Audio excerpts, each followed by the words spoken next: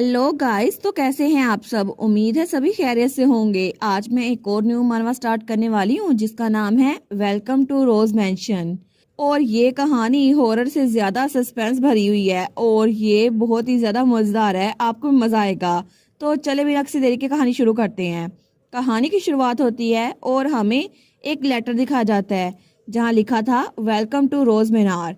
ये लेटर सिर्फ इसलिए लिखा जा रहा है ताकि आपके 1 साल के कॉन्ट्रैक्ट के लिए आप यहाँ पर सेफली और पीसफुली रह सकें।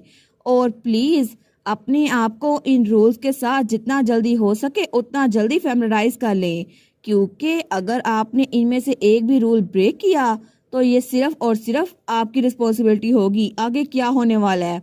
और तभी वहां पर एक लड़की वो थोड़ा पीछे हो रही थी और उसके सामने एक लड़का खड़ा था और तब हवा में वहां पर गुलाब की पत्तियां वो बिखरी हुई थी।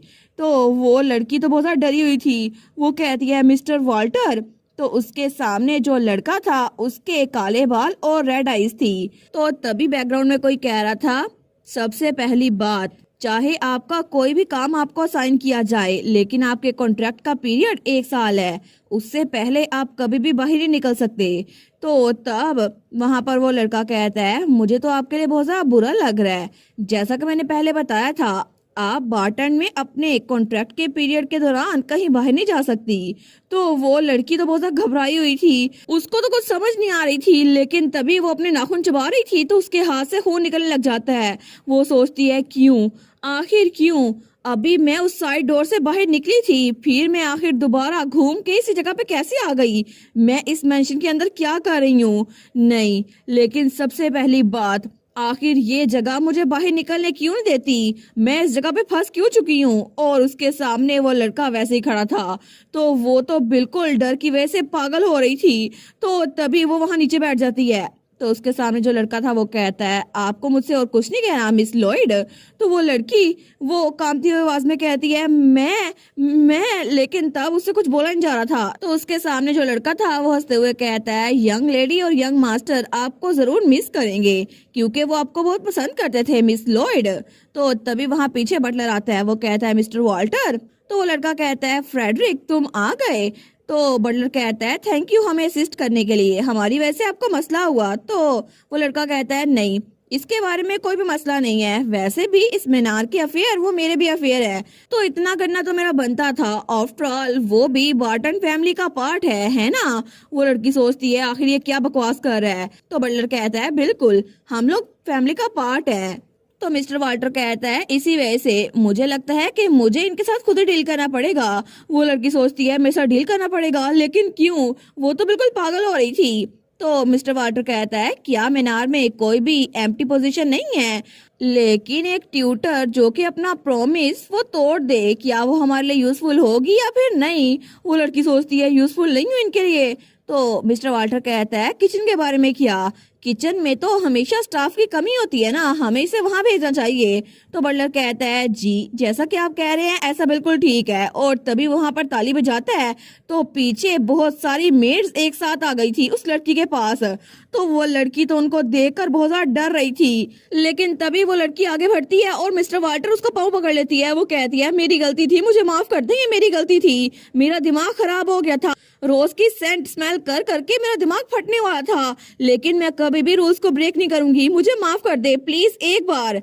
तो मिस्टर वाल्टर जो था उसके सामने वो उसका हाथ पकड़ते हुए कहता है, मिस लॉयड आप रोइए मत, क्योंकि मैं आपको पसंद तो करता था, लेकिन एक फैमिली के मेंबर के तौर पर आपको पनिश तो किया जाना चाहिए ना, क्योंकि आपने रूल ब्रेक किया है। और तभी बहुत सारे हाथ उसकी तरफ बढ़ते हैं जिनके हाथों में रोजेस थे। तो वो लड़की चिल्ला कहती है, नहीं बिल्कुल नहीं, और उसका चश्मा नीचे गिर गया था। तो वो चिल्ला रही थी, वो कहती है, प्लीज मिस्टर वाल्टर प्लीज मेरी जान बख्श दें। लेकिन तभी वहां पर उसकी चीखें दबाने के लिए बहुत सारे हाथ उसकी तरफ बढ़ते हैं और तब थोड़ी देर बाद वहां पर वो लड़की गिरी पड़ी थी और वहां पर सिर्फ ब्लड था। तो तब वाल्टर कहता है, इसको साफ करो, मेक श्योर करना मैडम इसको मत देखे। तो बटलर कहता है, जी सर हम ऐसा ही करेंगे। तो वाल्टर कहता है, इसके अलावा हमें बच्चों के लिए एक नया ट्यूटर ढूंढना पड़ेगा। वो कहता है, मैं मैडम को इन्फॉर्म कर दूंगा।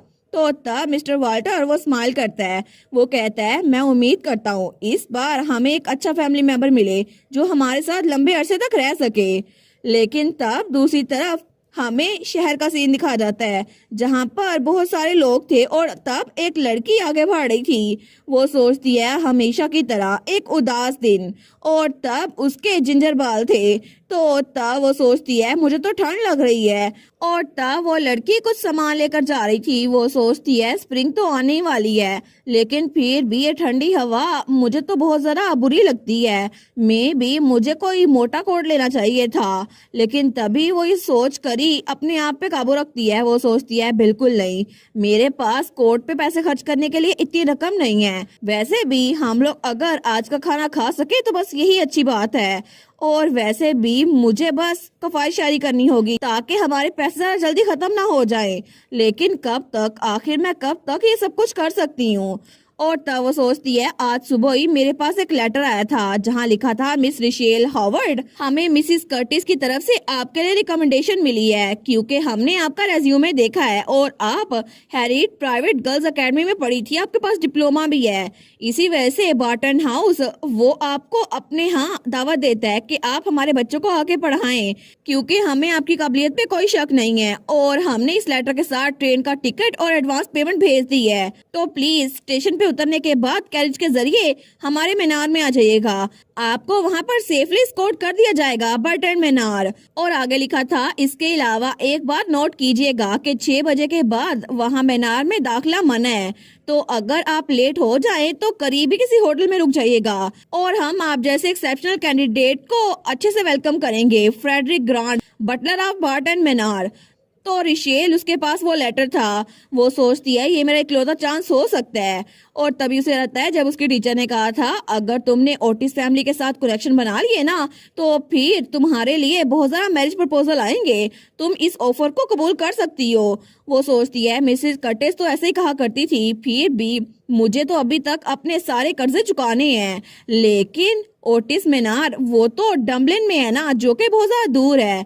इसका मतलब है कि मुझे एक ट्यूटर बनते हुए अपनी मोम से दूर रहना पड़ेगा। मेरे फादर को गुजरे हुए काफी लंबा अरसा हो गया, तब मैं छोटी थी और मेरी मोम वो रो के कह रही थी, क्यों आखिर तुम हमें छोड़ के क्यों चले गए।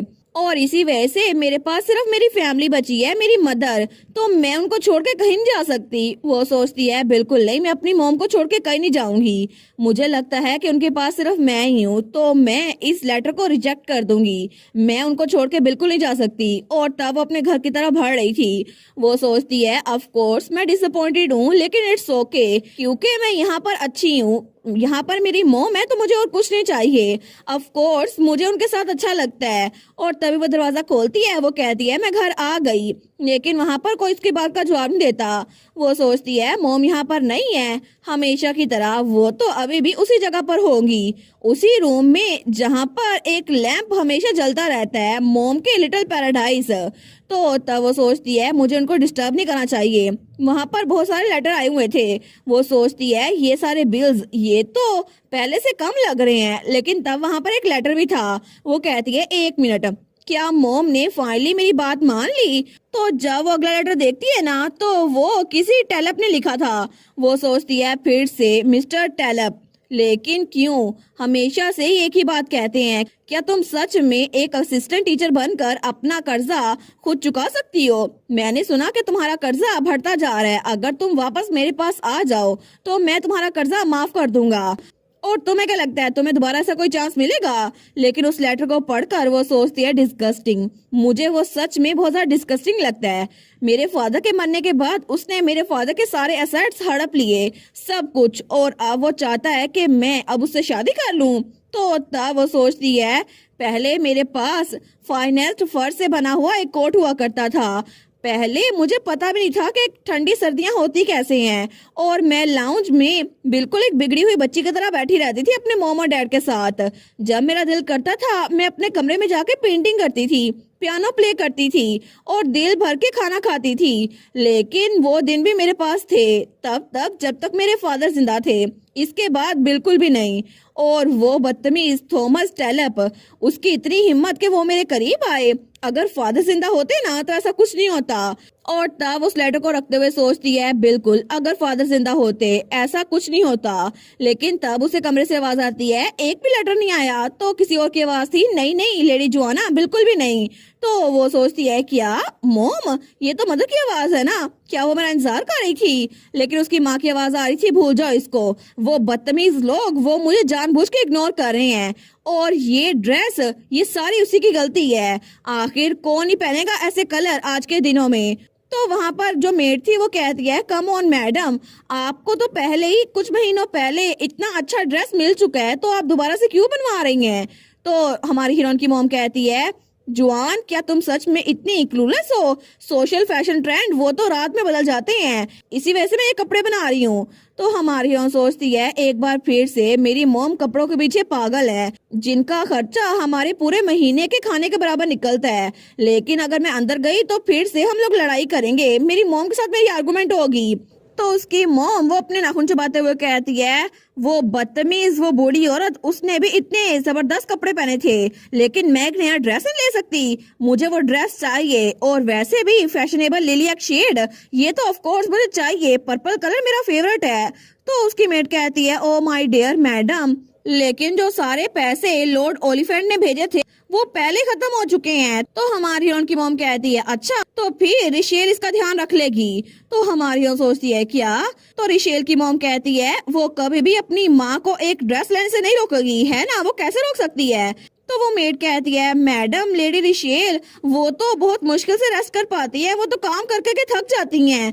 तो हमारी हीरोइन की मॉम कहती है, क्या फर्क पड़ता है, किसने उसे कहा था कि खुद जाके पैसे कमाए? जुआन, उसको तो उस फैमिली में शादी कर लेनी चाहिए थी, इससे सारे मसले हल हो जाते। लेकिन वो जानबूझ के काम कर रही है, आखिर उसे इतना फिक्रमंद होने की जरूरत ही क्या है? तो वो मेड कहती है, वेल क्या आप प्लीज ट्रस्ट फंड वो तो अपनी बेटी के नाम कर सकती है ना मैडम? तो हमारी हीरोइन सोचती है, क्या ट्रस्ट फंड? तो मेड कहती है, मैं समझ सकती हूँ कि आप अपनी बेटी से रेगुलर स्टाइपेंड जो लॉर्ड ओलिफेंट भेजते हैं वो छुपाती हैं, लेकिन ट्रस्ट फंड भी छुपा रही हैं। तो हमारी हीरोइन की मॉम चिल्ला कहती है, मैं हाउस होल्ड के फाइनेंसेस को हैंडल करती हूँ, मेरे पास हर एक रीजन है कि मैं अपनी बेटी से पैसे छुपा के रखूं। और प्लीज जुआना, मुझे एक नया ड्रेस चाहिए। लेकिन तभी जब वो दरवाजे की तरफ देखती है ना, तो तभी रिशेल दरवाजा खोलती है। वो कहती है, क्या? तो उसकी मॉम वो तो हैरान रह गई थी, लेकिन तब रिशेल वो और जरा शौक थी। वो कहती है, आखिर इसका क्या मतलब हुआ मॉम, ट्रस्ट फंड? लेकिन आपने पहले कभी भी मुझे इस बारे में बताया क्यों नहीं? तो उसकी मॉम कहती है, रिशेल। तो वो नैनी भी कहती है, ओ डियर मिस रिशेल, आप वापस आ गई। तो हमारी हीरोइन के हाथ तो कांप रहे थे। वो कहती है, एक ट्रस्ट फंड? आपने कहा ट्रस्ट फंड, लेकिन जब मैंने आपसे पूछा था तो आपने कहा था कि फादर की ट्रेड शिप डूबने के साथ साथ हर एक चीज हमारे पास गायब हो गई है, हमारे पास एक सिंगल पेनी नहीं बची। तो उसकी मॉम कहती है, अच्छा। तो हमारी हीरोइन कहती है, और आप मुझे बता रही हैं कि वाइकाउंट ओलिफेंट आपको रेगुलरली पैसे भेजते हैं, फिर भी आपने कभी भी वो मुझे नहीं बताया। और जब भी मैं आपको अपनी सिचुएशन के बारे में एक्सप्लेन करती हूँ तो आपने कभी भी मुझे उन पैसों के बारे में नहीं बताया। तो इसका मतलब है कि ये सब कुछ ये बेकार था। तो उसकी मॉम वो तो बिना कोई जवाब दिए अपनी चाय पी रही थी। तो रिशेल वो बिल्कुल शॉक होके फ्रीज हो गई थी। वो सोचती है, क्या वो अपने सामने देखती है? तो तब उसकी मॉम तो आराम से चाय पी रही थी, लेकिन उनको तो कोई फर्क नहीं पड़ा था और वो लैंप वहां पे जगमगा रहा था। तो रिशेल कहती है, इसका मतलब है ये सब कुछ झूठ था, है ना? तो उसकी मॉम थोड़ा फ्लिंच करती है। तो तभी रिशेल उसको अपने आप पे हंसी आ रही थी। वो सोचती है, इसका मतलब है ये सब कुछ ऐसे ही था और उसके हाथ में जो सामान था वो नीचे गिर गया था। तो तब वो सोचती है, अभी मैं सोच रही हूँ तो कभी कभार हफ्ते में हमें बहुत सारे लेटर रिसीव होते थे, लेकिन इसका मतलब है कि मदर वो अपनी फैमिली से पैसे रिसीव कर रही थी, मुझे कोई आइडिया नहीं था। लेकिन मदर उन्होंने मुझे कभी भी इस बारे में बताया नहीं और मैं बार बार ट्यूशन पढ़ाकर अपनी मॉम के लिए पैसे जमा कर रही थी। तो रिशेल चिल्ला कहती है, मदर क्या कभी ऐसा कोई टाइम था जब मैंने आपको वो चीज ना दी हो जो आपको चाहिए हो? तो उसकी मॉम कहती है, क्या? तो हमारी हीरोइन कहती है, मैं समझ सकती हूँ कि आप एक नोबल लेडी थी जो कि एक वेल्दी हाउस होल्ड में भरी हुई थी। इसी वजह से फादर के गुजरने के बाद भी आप रोती रही थी। लेकिन जब हमारे फाइनेंसिस बहुत ज़्यादा डिफिकल्ट थे और हमारे पास खाने के लिए कुछ भी नहीं था, फिर भी आप रोज नए ब्रांड की चीजें लेती थी। मैंने आपको समझने की कोशिश की थी। तो उसकी मॉम कहती है, तुम कह रही हो कि मैं फजूल खर्ची करती हूँ, तुम अपनी माँ को सेल्फिश कह रही हो। तो रिशेल कहती है, मदर अगर आपने उन फंड्स में से कुछ भी घर में कंट्रीब्यूट किया होता ना, तो ये जगह थोड़ी ब्राइट होती, हमारा घर सेफ होता, हम एक और मेड रख सकते ताकि एना और जोआना का बर्डन कम हो सके। लेकिन क्यों? तो उसकी मॉम अपना सर पकड़ते हुए कहती है, तुम मुझसे कह रही हो मैंने क्यों छुपाया? क्योंकि ये इमरजेंसी फंड था और इसीलिए मैंने तुम्हें नहीं बताया। तो रिशेल चिल्ला कहती है, इमरजेंसी फंड इमरजेंसी में यूज होता है और अभी हमारे पास कोई पैसे नहीं है, आखिर आप उसको इस्तेमाल क्यों नहीं करती? कभी भी आपने मुझे इस बारे में बताया ही नहीं, हालांकि आपको ये फंड्स कई सालों से मिल रहे हैं। तो उसकी माँ कहती है, फिर क्या? आखिर तुम अपनी माँ से जुबान कैसे चला सकती हो? क्या तुम कह रही हो कि मुझे तुमसे माफी मांगनी चाहिए? रिशेल कहती है, मैं ऐसा कुछ नहीं कह रही, लेकिन मैं तो बस ये कह रही हूँ कि पैसे कमाते हुए मुझे बहुत ज्यादा स्ट्रगल होती है। तो उसकी मॉम कहती है, अच्छा सिर्फ तुम्हें स्ट्रगल होती है? सिर्फ तुम्हें अपने बारे में हर कुछ पता है, लेकिन मेरे बारे में कुछ नहीं पता। मैं इस घर से तंग आ चुकी हूँ। मेरी पर्सनल प्रॉपर्टी, वो पैसा मेरी फैमिली भेजती है, तुम्हें नहीं। आखिर तुम्हारी हिम्मत कैसे हुई मुझसे पूछो मैं अपने पैसे को कैसे इस्तेमाल करती हूँ? तो उसकी मॉम बड़ी बेरहम होकर कहती है, अगर तुम मेरी बात पहले ही मान लेती, अगर तुम मिस्टर टोपल से पहले ही शादी कर ली होती, तो ये सब कुछ ना होता, चीजें इजी हो जाती। तो उसकी माँ कहती है, हमें हार्वर्ड स्टेट छोड़ के जाना ही ना पड़ता, लेकिन तुम्हारे इस प्राइड की वजह से हम पे कर्ज चढ़ चुका है। अगर ये सब कुछ वैसे ही हो जाता तो फिर ज्यादा अच्छा होता। तो रिशेल कहती है, क्या आप मुझसे कह रही हैं कि मैं अपने आप को आपसे भी बड़ी उम्र के एक आदमी को बेच दूं मॉम? तो उसकी माँ कहती है, क्या तुम ऐसे क्यों बात कर रही हो? मैं ये सब कुछ तुम्हारे लिए कह रही हूँ रिशेल, ये तुम्हारे लिए है। और उसकी मॉम उसके कंधे पे रखते हुए कहती है, एक लड़की की जिंदगी ऐसे ही होती है, क्योंकि तुम्हें जेंटली रेस किया गया और उसके बाद तुम्हें वेल्दी मैन से शादी करनी थी ताकि तुम्हारी यूथ वो खत्म होने से पहले तुम कुछ कमा सको। तो मैं सच में समझ नहीं आ रही कि दुनिया कैसे काम करती है। और मैं तुम्हें असल में बता दूं कि लड़की की उम्र वो मैटर नहीं करती, ये पैसा और पावर मैटर करती है। अगर तुमने उससे शादी कर ली होती तो उसकी उम्र का क्या था, उसका पैसा तुम्हारे पास होता। लेकिन रिशेल को ये सब कुछ सुनकर बहुत ज्यादा बुरा लग रहा था। वो सोचती है, इस वक्त मुझे जो इमोशन फील हो रही है ना, वो डर्ट है, वो रिजिग्नेशन है। लेकिन आखिर क्या फायदा ये सब कुछ कहने का? मेरी मदर वो आखिर में मुझे ब्लेम करेंगी और आखिर में वो रोएंगी कि उनकी जिंदगी कितनी मुश्किल है। लेकिन इस सब में मेरा क्या कसूर? लेकिन तब वो तो जैसे पानी में डूब रही थी। वो सोचती है, मेरे पास कुछ नहीं बचा, मैं अब कुछ नहीं कर सकती। मेरी मॉम वो ही मेरे खिलाफ हो गई है, मैं इस सबसे थक चुकी हूँ, मुझे ये जगह छोड़ के जानी है। और तब उस बेचारी की बस हो गई थी। वो सोचती है, बिल्कुल मेरे पास ये लेटर है, मैं ये कर सकती हूँ। तो तभी वो अपनी मॉम को थोड़ा पीछे करते हुए कहती है, बिल्कुल नहीं, मैं इस जगह को छोड़ के जा रही हूँ मॉम। तो उसकी माँ कहती है, क्या तुमने क्या बोला? हमारी रिशेल कहती है, मैं आपको छोड़ रही हूँ मदर। उसकी माँ कहती है, छोड़ रही हूँ? क्या मतलब, तुम कहाँ जा रही हो? रिशेल मैं समझ गई, क्या तुम फिर से अपने स्कूल भाग रही हो क्योंकि मैंने तुम्हें कुछ हार्श वर्ड्स बोल दिए? ऐसा तो नहीं है कि तुम्हें वहां पर मजा आएगा। वैसे भी मुझे कभी भी तुम्हें बोर्डिंग स्कूल भेजना नहीं चाहिए था, तुम तो बहुत ज्यादा बिगड़ गई हो। तो रिशेल वो उसकी कोई बात का जवाब नहीं देती। तो तब उसकी मॉम वो दरवाजे के पास आकर कहती है, तुम्हारी माँ तुमसे बात कर रही है, तुम कहाँ जा रही हो रिशेल? लेकिन रिशेल अपने कमरे में चली गई थी और वो सोचती है, बिल्कुल मुझे ये जगह छोड़नी होगी, मुझे बार्टन जाना ही होगा। एक बार मेरे सारे कर्जे वो खत्म हो जाए ना, तो फिर मेरे पास कुछ नहीं बचा होगा। मैं यहाँ से जा सकती हूँ ताकि मेरी मॉम वो मुझको बोझ ना समझे। और वैसे भी उनके पास काफी ज्यादा पैसे हैं, मैं भी कुछ भेज दिया करूंगी, उनको मेरी जरूरत बिल्कुल नहीं है। लेकिन अगर मैं यहाँ से भाग गई तो क्या सच में मैं यहाँ से भाग सकती हूँ? तभी वहां पर एक और मेड आती है। वो कहती है, मिस। तो रिशेल वहां पर देखती है तो वो मेड कहती है, क्या आप बहुत ज्यादा दूर जा रही हैं? तो रिशेल बहुत ज्यादा सैड थी। वो उसको देखती है तो वो मेड रो रही थी। वो कहती है, लिटिल क्राई बेबी, तुम फिर से रोना शुरू हो गई, लेकिन मैं ज्यादा दूर नहीं जा रही। तो वो मेड कहती है, लेकिन आप वापस तो आएंगी है ना? तो रिशेल कहती है, आई सपोज नहीं।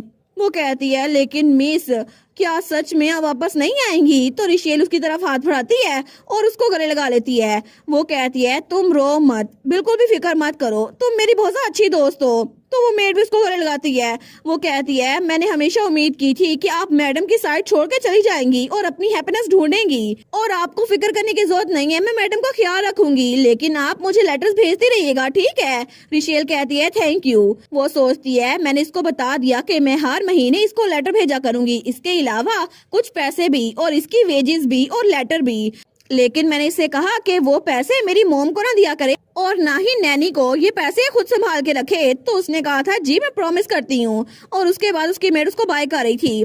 लेकिन जैसे वो अपने घर से बाहर कदम रखती है ना, वो सोचती है फ्रंट गेट, यहाँ पर तो दरवाजे को तेल लगाने वाला है क्योंकि ये बहुत आवाज कर रहा है, लेकिन खैर मैं ये घर छोड़ के जा रही हूँ। और तभी वो पीछे मुड़ के देखती है तो खिड़की में उसकी मोम बैठी हुई थी जिसका उसकी तरह मुंह नहीं था। लेकिन वो सोचती है मुझे लगता है कि मैं ये जगह छोड़ के जा सकती हूँ, बिल्कुल, क्योंकि अब एक नई जगह पर मैं नीटली हर एक काम करूंगी और वैसे भी मुझे अपने कर्जे भी चुकाने हैं। जब मेरे पास बहुत सारा पैसा आ जाएगा ना तो मैं मिस्टर टेलब के पास जाऊंगी और वो पैसे उनके मुंह पे फेंकूंगी। और तब वो ट्रेन में बैठ गई थी तो वो सोचती है मिस्टर कर्टिस से मिलना तो मेरी लाइफ को बचाने के काबिल था, है ना, क्योंकि उन्होंने मुझे ये जॉब रिकमेंड की है। और तब वो थोड़ी खुश थी। वो सोचती है मुझे पता नहीं था कि आखिर में फ्रीडम होती क्या है, लेकिन फाइनली मैं उस जगह से निकल आई। तो तब वहाँ थोड़ी शॉपिंग भी कर रही थी तो वो औरत कहती है आप बर्टन की गैस है ना, तो हमारी कहती है बिल्कुल। लेकिन थोड़ी देर बाद वो बाकी मुसाफिरों से रास्ता पूछ रही थी कि ओटिस मेंशन कहाँ पर है। तो तब वहाँ पे कुछ घोड़ा गाड़ी खड़ी हुई थी, लेकिन वहाँ पर एक बूढ़ा आदमी और एक यंग आदमी वो लड़ रहे थे। वो सोचती है सच में मुझे ये पहुंचा तो देंगे ना, तो वो यंग आदमी कहता है आप प्लीज बैठ जाए मैडम। तो हमारी हीरोइन वो सोचती है बिल्कुल अब मैं वहाँ चली जाऊंगी, इट्स ओके, ये सब कुछ मैं कर सकती हूँ। और थोड़ी देर बाद वो घोड़ा गाड़ी में बैठी हुई थी, लेकिन तब वहां पर आगे वो लोग एक जंगल में जा रहे थे। वो सोचती है बिल्कुल, क्योंकि मैं वो करूंगी जिसमें मैं अच्छी हूँ, पढ़ाने में, बिल्कुल इसी तरह मेरे पास पैसे आएंगे और मैं अपनी आजादी हासिल करके रहूंगी। और तब जब वो बग्गी में बैठी थी ना तो वो अपनी दोस्त का लेटर खोलती है जहाँ लिखा था मैंने सुना रिशेल मिस्टर कर्टिस ने तुम्हें एक ट्यूटर की पोजीशन असाइन की है और इसके अलावा ये कोई और जगह नहीं ओटिस स्टेट है। मिसिस कर्टिस वो तो तुम्हारी बहुत ज्यादा शौकीन है, जब भी वो मुझे लेटर लिखती है तुम्हारी तारीफ करती हैं, और इसके अलावा ओटिस फैमिली तुम्हें खुले दिल से अपनाएगी। लेकिन आगे उसकी दोस्त ने लिखा था फिर भी रिशेल मैं विश कर रही थी कि तुम उस जगह पे ना जाती। मुझे पता है कि वो फैमिली बहुत ज्यादा अमीर है, लेकिन मुझे इसके बारे में बैड फीलिंग आ रही है। ऐसा लगता है कि वो फैमिली वो पिछले 10 सालों से आउटर सोसाइटी में आई नहीं है और उस फैमिली के बारे में पिछले 10 सालों में किसी को नहीं पता। लेकिन मैंने तो ये भी सुना था कि वहाँ का एल्डेस्ट सन उसकी कमिंग ऑफ एज सेरेमनी आने वाली है, लेकिन उसने 8 साल की उम्र से लेकर अब तक 10 साल हो चुके हैं अपना चेहरा दिखाया ही नहीं है,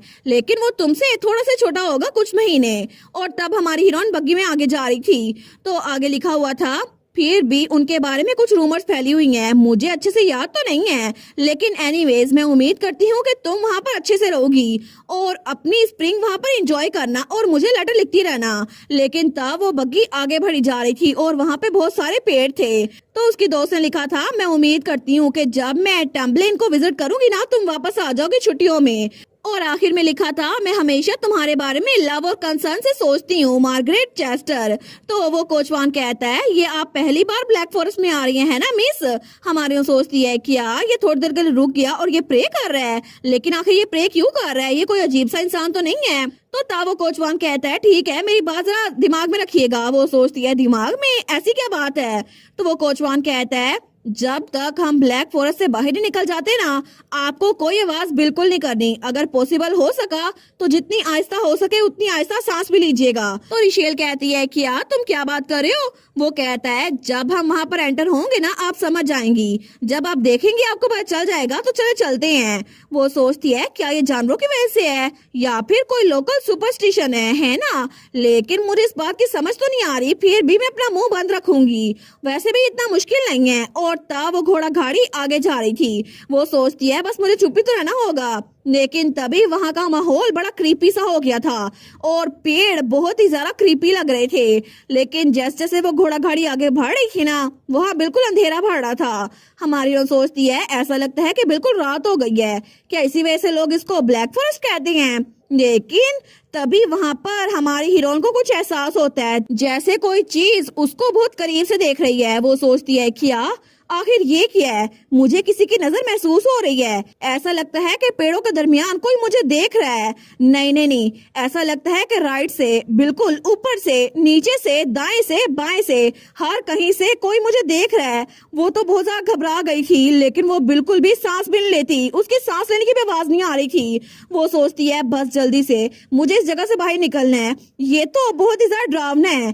तो थोड़ी देर बाद वो कोचवान कहता है अब ठीक है मिस, आप सांस ले सकती हैं और अब आप कोई भी आवाज कर सकती हैं। तो तब वो गहरे गहरे सांस ले रही थी। तो वो कोचवान कहता है कि आप ठीक है मिस, मुझे माफ कीजिएगा, हम लोग तो अभी पहुंच चुके हैं, आप रिलैक्स कर सकती हैं। तो हमारी उन कहती है जी बिल्कुल। वो सोचती है क्या मैंने अपनी जिंदगी का सबसे बुरा डिसीजन तो नहीं ले लिया, लेकिन तब बेचारी की हालत टाइट हो गई थी। तो वो कोचवान कहता है आपके लिए बहुत टफ रहा होगा ना। हमारी उन कहती है आखिर वो फॉरेस्ट था क्या? तो वो कोचवान कहता है किसे पता, मुझे तो खुद भी नहीं पता। मेरी ग्रैंडमा क्या करती थी कि यहाँ पर एक डीमर रहा करता था, इसी वजह से। वो सोचती है डर तो इसको भी लग रहा है, लेकिन ये हंस रहा है जैसे कुछ भी नहीं हुआ। तो वो कहता है लेकिन जब भी मैं इस फॉरेस्ट से गुजरता हूँ ना तो मुझे भी डर लगता है, लेकिन जब तक आप कुछ रूल्स को फॉलो करेंगी ना तो आपको कुछ भी नहीं होगा, फिक्र करने की कोई जरूरत नहीं है। तो रिशेल कहती है रूल्स? वो कहता है जी बिल्कुल सिंपल रूल्स है। सबसे पहला रूल है कि आपको सनडाउन के बाद फॉरेस्ट में एंटर नहीं होना। दूसरे नंबर पर आपको कोई भी आवाज बिल्कुल नहीं करनी। तीसरे नंबर पर आपको सिर्फ बनाए हुए रास्ते से गुजरना है, उसके अलावा कहीं से नहीं।